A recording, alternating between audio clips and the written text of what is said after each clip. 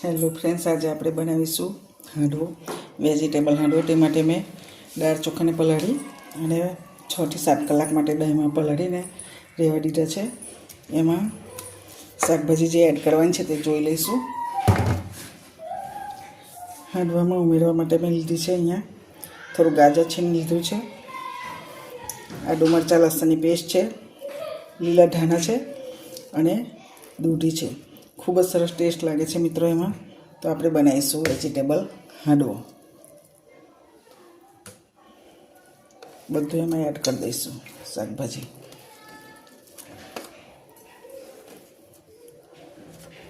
આ તલ પણ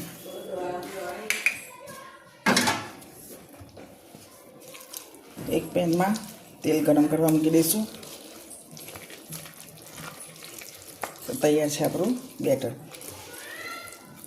1 પિંચ જેટલો સોડા લઈ બધું સાઈડે હલાવી લઈશું.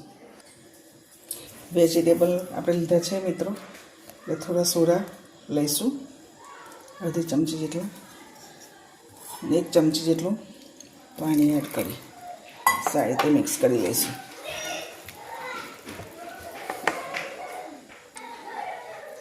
પેનમાં તેલ ગરમ થઈ ગયું છે, ભરાઈ લઈશું.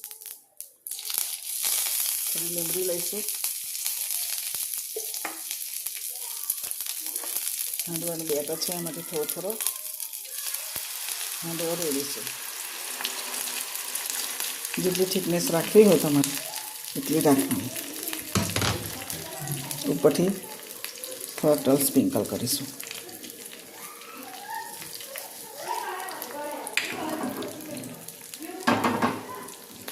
ઢાંકીને થવા દઈશું.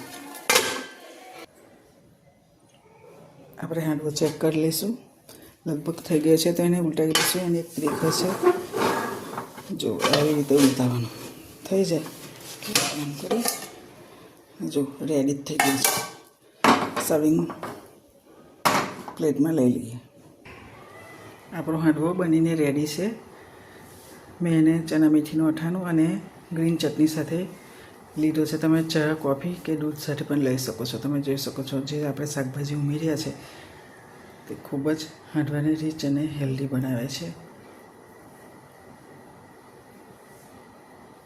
તો તમે પણ આવી રીતે બનાવો. લંચ બોક્સમાં પણ લઈ જઈ શકાય છે અને બધાને ભાવે છે ખૂબ જ. Thank you for watching.